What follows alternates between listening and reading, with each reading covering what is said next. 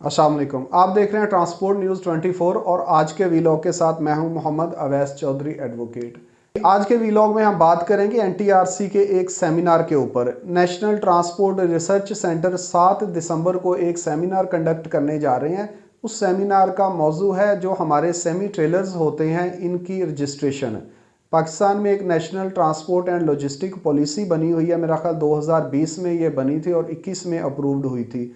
इस पॉलिसी में ये चीज़ लिखी हुई है कि जो हमारे ट्रेलर्स होते हैं मशीन के पीछे 22 व्हीलर कर लें, उसमें हमारी जो 14 व्हीलर गाड़ियां हैं, 18 व्हीलर गाड़ियां हैं, 4 एक्सल 5 एक्सल और 6 एक्सल जो मल्टी एक्सल गाड़ियां हैं, ट्रेलर्स उनके पीछे होते हैं। तो उनमें अभी तक पाकिस्तान में उनकी कोई रजिस्ट्रेशन का तरीकाकार वज़ा नहीं किया गया, ना ही वो कहीं रजिस्टर्ड होते हैं। हमारी लोकल मार्केट्स में ही वो मैन्युफैक्चर होते हैं, कुछ चाइना से भी इंपोर्ट किए गए थे पाकिस्तान में, और एक दो बड़ी कंपनियां हैं जो उनको मैन्युफैक्चरिंग का काम करती हैं उन ट्रेलर्स की। लेकिन उनकी स्पेसिफिकेशंस जो भी कानून में दर्ज हैं उनको फॉलो किया भी जाता है किसी जगह पे, और ज़्यादातर तादाद में नहीं किया जाता। बहुत बड़ी तादाद में रोड साइड पे जो वर्कशॉप्स हैं, जो हमारी लोकल वर्कशॉप्स हैं, वहाँ पे ये ट्रेलर्स बनाए जाते हैं, ख्वाह वो कंटेनर की ट्राली हो या 22 व्हीलर में जो हमारे हाफ बॉडी फ्लैट बेड या फुल बॉडी जो बॉडियाँ वगैरह हैं, कंटेनर ट्रेलर्स वगैरह हैं, वो होते हैं। तो अभी तक चूँकि पाकिस्तान में कोई ऐसा तरीकाकार नहीं है कि इन ट्रेलर्स को रजिस्टर किया जाए, उसकी वजह से मुश्किलात भी आती हैं। मिसाल के तौर पे हमारे एक आम तरीका है कि हम गाड़ियाँ लीज़ पे फ़रोख्त कर देते हैं।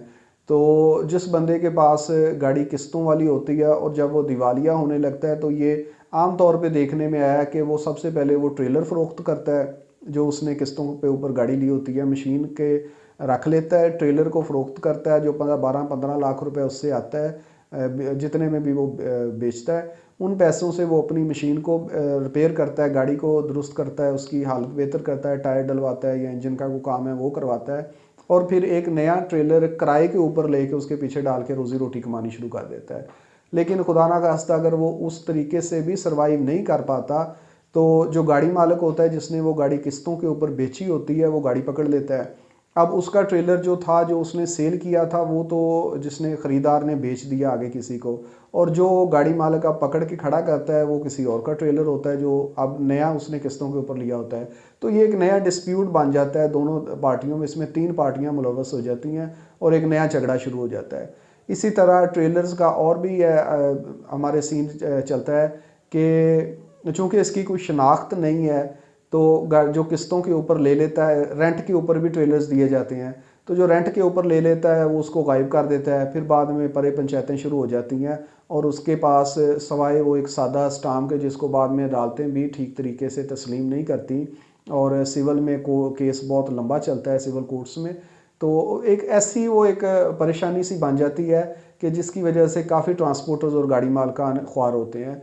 तो अभी जो वैसे दुनिया में ये तरीका पहले भी राइज है, यूएई वगैरह में तो मेरा ख्याल ऐसा नहीं है, लेकिन यूरोप के मुख्तलिफ़ कंट्रीज़ में ये है कि वहाँ पे गाड़ी अलग से रजिस्टर्ड होती है और उसके पीछे जो ट्रेलर है मशीन के वो अलग से रजिस्टर्ड होता है।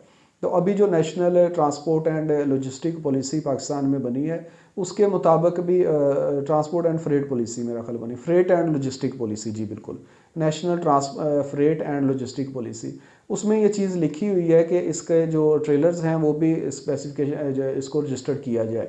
तो इसके ऊपर अभी एनटीआरसी वाले एक सेमिनार कंडक्ट करने जा रहे हैं। उस सेमिनार में जितने भी शुरका हैं जो ट्रांसपोर्ट इंडस्ट्री से हैं और एसोसिएशंस के नुमाइंदे हैं, उनसे तजावीज़ मांगी गई हैं कि इसको हम किस तरह इम्प्लीमेंट करें। आप इसमें अपने जो आपके ज़हन में कंसेप्ट है आप वो हमारे साथ शेयर करें, तजावीज़ दें हमें रिटन में, ताकि हम इसको इम्प्लीमेंटेशन की तरफ ले जा सकें। तो आज की वीडियो और इस मसले को डिस्कस करने का मकसद भी यही है कि हमारे जहन में जो तजावीज़ हैं इस मामले को लेके वो तो हम उन्हें देंगे।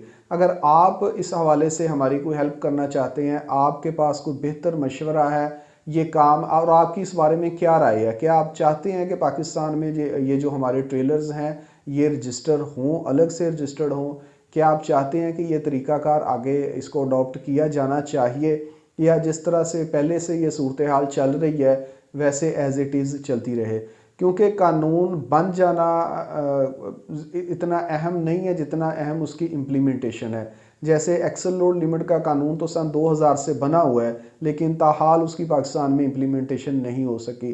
इसी तरह हमारी गाड़ियों की स्पेसिफिकेशंस का भी जो डायमेंशंस की हैं उसका डायमेंशंस का कानून भी बना हुआ है, लेकिन उसकी भी इम्प्लीमेंटेशन नहीं है। जिसका दिल चाहता है वो मजदे के पीछे भी 60 फीट लंबी गाड़ी डाल लेता है, 50 फीट लंबा ट्रेलर उस डाल लेते हैं, हालांकि वो कानूनी तौर पे उसको इतनी डायमेंशंस की इजाज़त नहीं है, लेकिन चल रहा है। 10 व्हीलर गाड़ियाँ आपने देखी होंगी कि उनकी लंबाई, फिर इसी तरह 22 व्हीलर में भी तो चल रहा है। डायमेंशंस का जो लॉ है 2007 में बना था वो कुछ और कहता है, लेकिन जो चल रहा है वो कानून कुछ और है, तो इम्प्लीमेंटेशन नहीं है। इसी तरह ये चीज़ भी जब तक कानून किताब की हद तक है तब तक तो इसका कोई सद फ़ायदा नहीं है। बन गया ठीक है, लेकिन जब तक ये ग्राउंड पे इम्प्लीमेंट नहीं हो जाता तब तक ये बेमकसद है। इसका ट्रांसपोर्टर्स को या आम आवाम को या इस कानून को बनाने वालों की जो पेश नज़र जो भी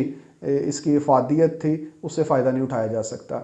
तो अगर आप समझते हैं कि ये कानून वाकई ही बनना चाहिए, इम्प्लीमेंट होना चाहिए, बन तो गया है, इम्प्लीमेंट होना चाहिए, और तो इसके बारे में अपनी तजावीज़ दें।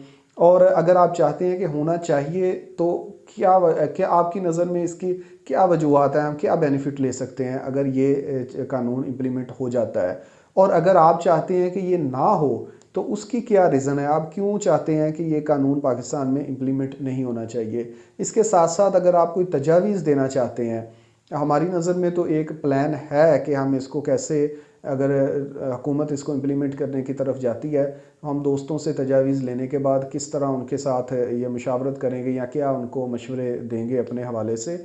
लेकिन आप अगर बेहतर समझते हैं कि आप भी इस हवाले से कोई हमें मशवरा देना चाहते हैं तो आप हमारे व्हाट्सएप नंबर के ऊपर हमसे रब्ता करें, वहाँ पे आप अपनी सजेशन दें, आप इसके ख़िलाफ़ हैं या इसके हक़ में हैं। दोनों सूरतों में अपनी राय हमारे साथ शेयर करें ताकि हम इस मामले के ऊपर कोई ठोस स्टांस ले सकें।